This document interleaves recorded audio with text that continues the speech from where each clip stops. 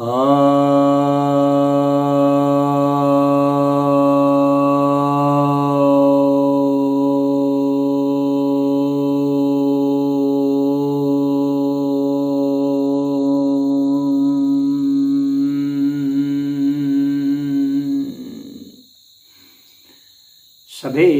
भक्तजनों को सप्रेम नमन। तो आज आपकी जिज्ञासाओं का समाधान लेकर आया हूँ और जिज्ञासा यह है कि अध्यात्म व्यवहारिक रूप से उतर गया जीवन में यह कैसे सिद्ध होगा।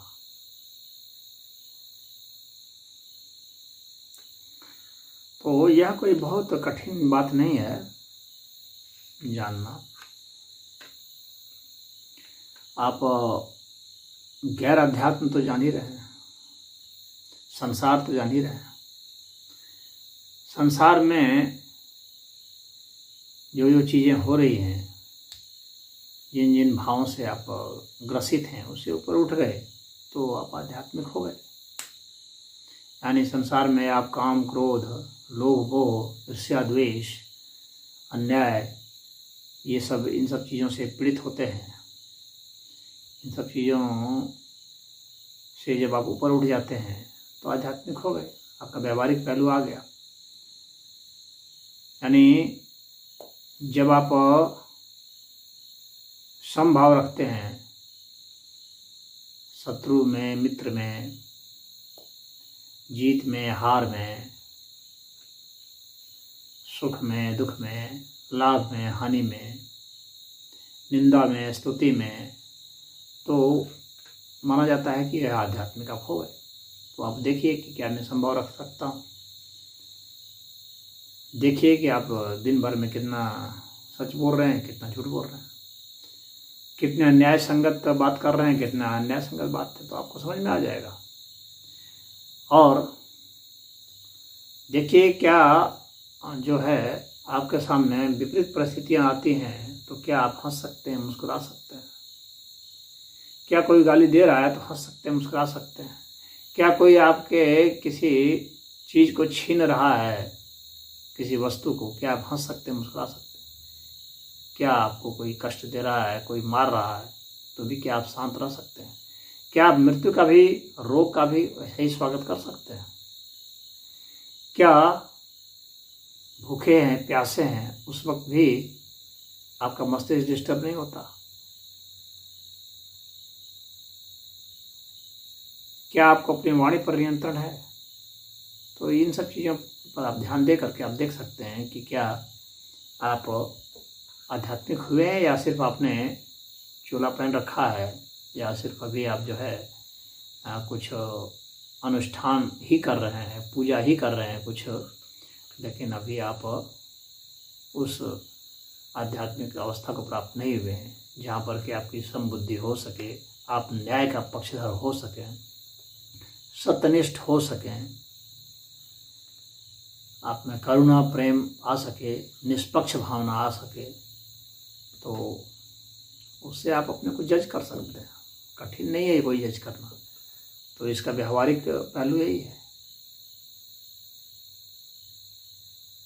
लंबी लंबी बात बोलना और फिर जो है जिस वक्त विपरीत परिस्थिति आती है उसी वक्त तो टेस्ट होता है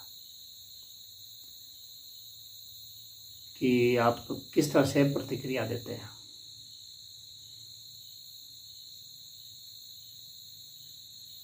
पकड़ के कोई जेल ले जा रहा है तो कैसी स्थिति हो जाती है आपके दिमाग की। क्या उस समय आप उतने ही शांत गंभीर रह सकते हैं? क्या उस समय भी आप मुस्कुरा सकते हैं?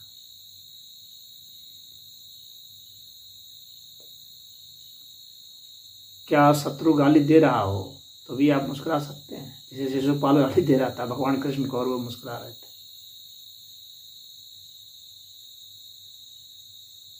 तो व्यक्ति तमाम विपरीत परिस्थितियों को मुस्कुराते हुए अगर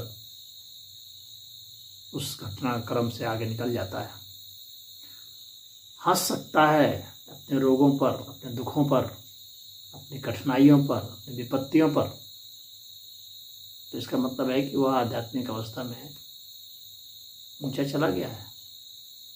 अन्यथा वह सामान्य है।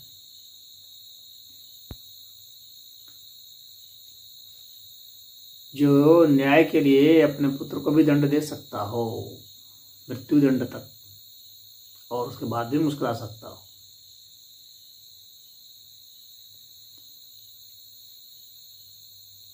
तो आध्यात्मिक अवस्था उसकी ऊंची हुई है। जब न्याय का मामला हो तो अपने शत्रु और मित्र में जो भेद नहीं करता हो, जो अपने रिश्तेदारों में और गैरों में भेद नहीं करता हो,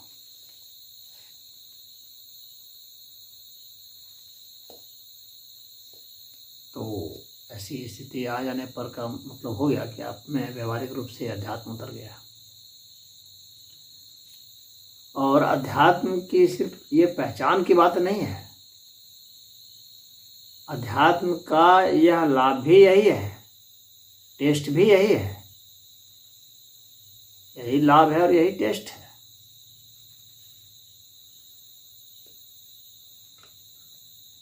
अन्यथा फिर बाकी सिर्फ कर्मकांड बन के रह जाएगा।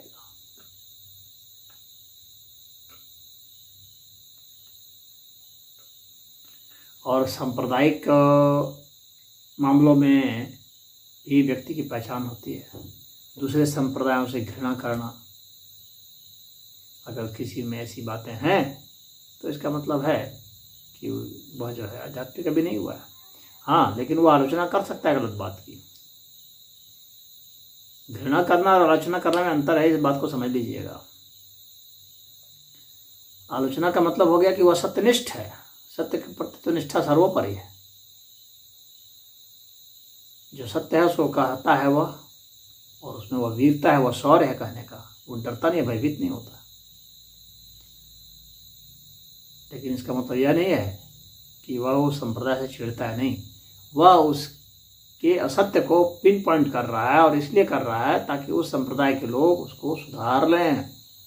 क्योंकि अंततः सबको सत्यनिष्ठ होना ही चाहिए, अंततः सबको सत्य वचन को स्वीकार करना चाहिए, सत्य सिद्धांत को स्वीकार करना चाहिए, तभी जाकर के सारे संप्रदाय जो हैं वो सनातन हो पाएंगे, अन्यथा कैसे हो पाएंगे।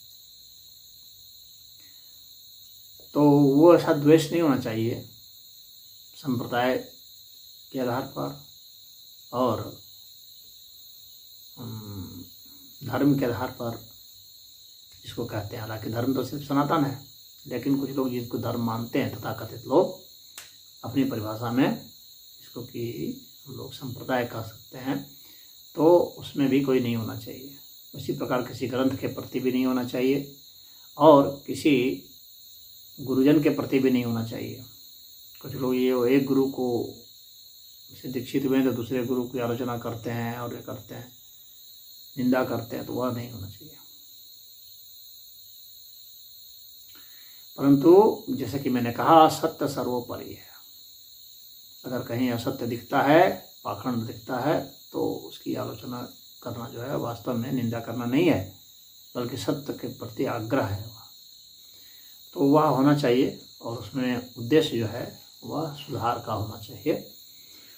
तो आप अपने जीवन में देख सकते हैं, इसको आप बराबर, एक स्केल है, पैमाना है, इसको आप नापते रहिए, तो आसान है।